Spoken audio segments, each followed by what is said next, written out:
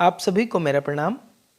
आज की योग कक्षा में यूजीसी नेट योग विषय के संदर्भ में जो आपकी छठी यूनिट है, इस वीडियो के पार्ट में हम 6 पार्ट को प्रेजेंट कर रहे हैं।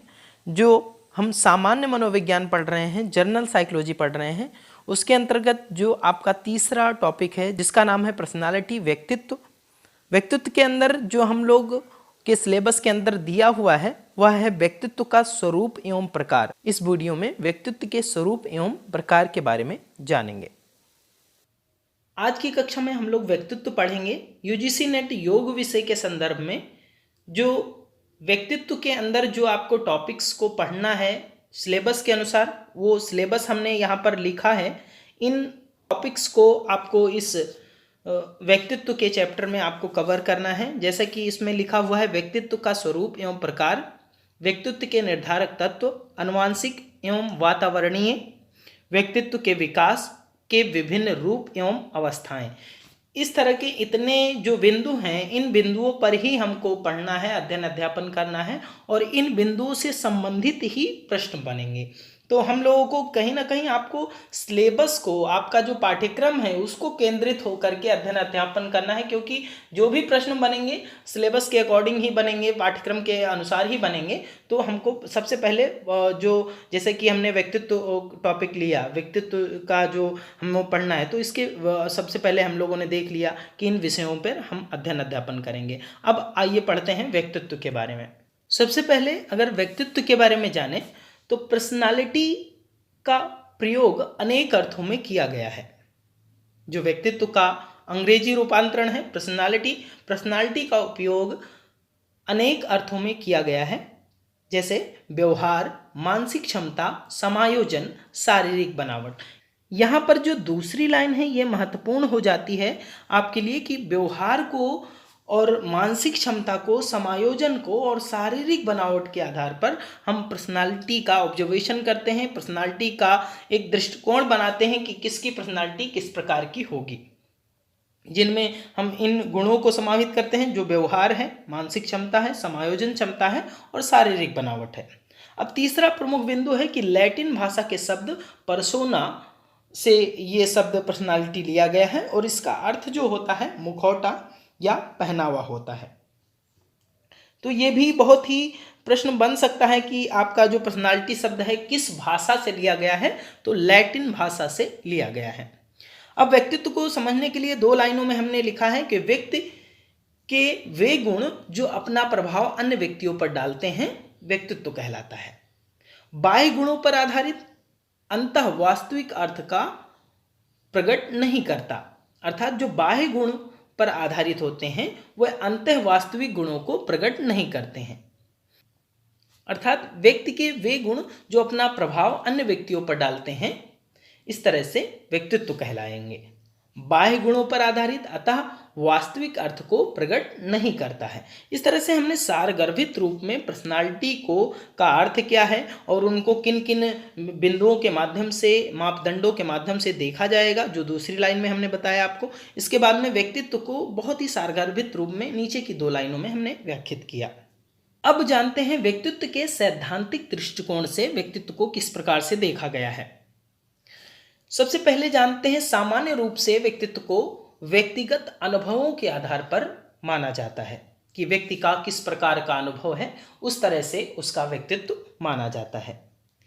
फिर दूसरा जो है दार्शनिक पक्ष से अगर देखा जाए व्यक्तित्व को, तो इसमें आत्मज्ञानी एवं पूर्ण आदर्श की अवस्था को व्यक्तित्व को व्याख्यात किया जाता है कि अमुक व्यक्ति बहुत ही श्रेष्ठ आत्मज्ञानी है। इस तरह के दार्शनिक दृष्टिकोण से इन चीजों को देखा जाता है।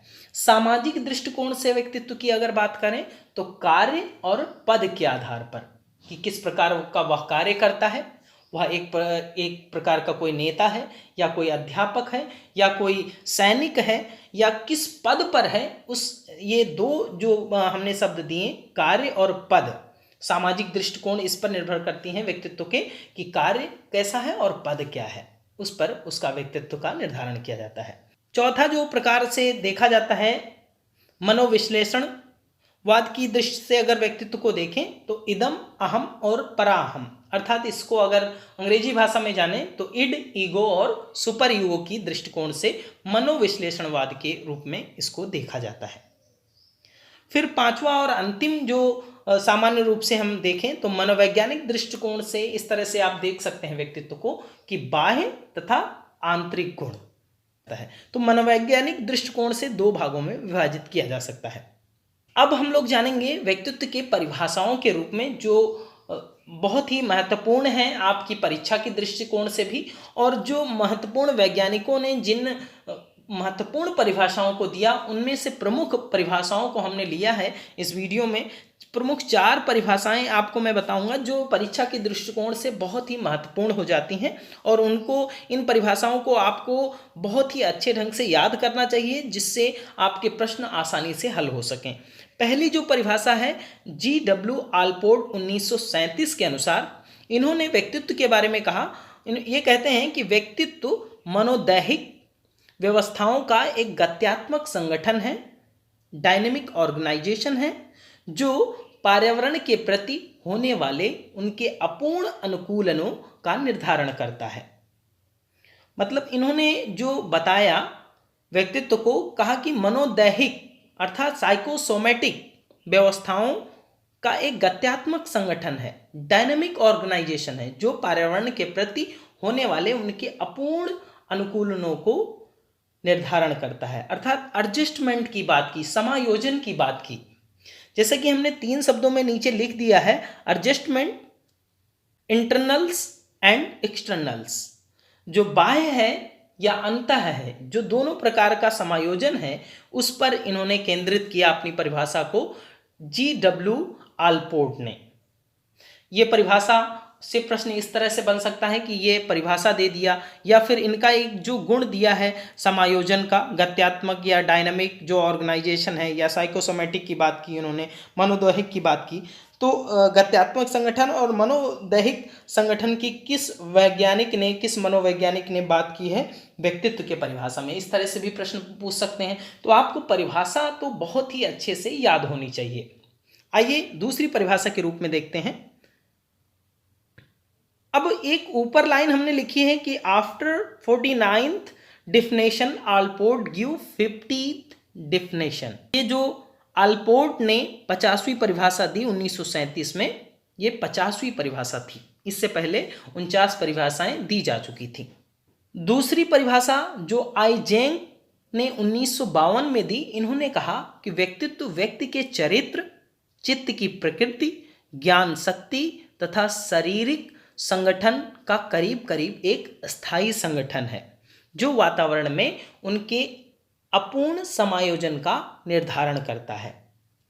जो इन्होंने व्यक्तित्व को बताया, व्यक्ति के चरित्र की प्रकृति, समायोजन का निर्धारण, इस तरह से इन्होंने वातावरण के अपूर्ण समायोजन को व्यक्तित्व कहा। कहीं ना कहीं उसके शारीरिक संगठन की भी बात की, चित्त की प्रकृति की भी बात की, व्यक्ति के चरित्र की भी बात की, और ज्ञान की शक्ति की भी बात की। सारे आयामों को लेकर के इन्होंने आइजेंक ने 1952 में व्यक्तित्व की बात की। फिर तीसरी जो महत्वपूर्ण परिभाषा है गिलफोर्ड ने दी। इन्होंने व्यक्तित्व को गुणों का समन्वित रूप कहा। इन्होंने बताया कि जो व्यक्तित्व होता है गुणों का समन्वित रूप होता है। सभी गुणों को अगर समाहित किया जाए, उसके व्यक्ति के सभी गुणों को समाहित कर दिया जाए, तो उसको एक समुच्चय को व्यक्तित्व इन्होंने कहा, गिलफोर्ड ने। चौथी जो महत्वपूर्ण परिभाषा है बाल्टर ने दी। उन्होंने कहा व्यक्तित्व से तात्पर्य व्यवहार के स्थायी कारकों से होता है, जो व्यक्ति के व्यवहार की एक समय से दूसरे समय को संगत बनाता है तथा तुल्य परिस्थितियों में अन्य लोगों के व्यवहार से अलग करता है। अब ये 4 परिभाषाएं बहुत ही महत्वपूर्ण हो जाती हैं। जो बाल्टर की नीचे वाली परिभाषाएं, चौथी परिभाषा है, ये आप एक बार फिर से पुनः से पढ़िए कि व्यक्तित्व से तात्पर्य व्यवहार के अस्थायी कारकों से होता है, जो व्यक्ति के व्यवहार की एक समय से दूसरे समय को संगत बनाता है तथा तुल्य परिस्थितियों में अन्य लोगों के साथ व्यवहार से अलग करता है। मतलब जब कोई भी व्यक्ति अपने व्यक्तित्व को प्रदर्शित करता है या फिर वो अपनी प्रेजेंटेशन दे रहा होता है, तो ही उसके बोलने की शैली से, उसके चलने के ढंग से, उसके बात करने की तरीके से, उसके व्यवहार से सारी चीज़ें कहीं ना कहीं डिफाइन हो जाती हैं, कहीं ना कहीं उसका परिचय स्वतः ही वह अपना दे देता है। तो इस तरह से बाल्टर ने इन बिंदुओं को केंद्र में रखकर बात की। यहां तक हमने व्यक्तित्व के अर्थ को समझा, अलग अलग रूपों में देखा गया है, समझा गया है, उसको जाना, और प्रमुख 4 परिभाषाओं को इस वीडियो में हमने जाना है, जो आपको बहुत ही विशेष हैं और आपको बहुत ही अच्छे से याद करनी चाहिए। आगे के वीडियो में व्यक्तित्व के ही अगले भाग को हम लोग देखेंगे। धन्यवाद।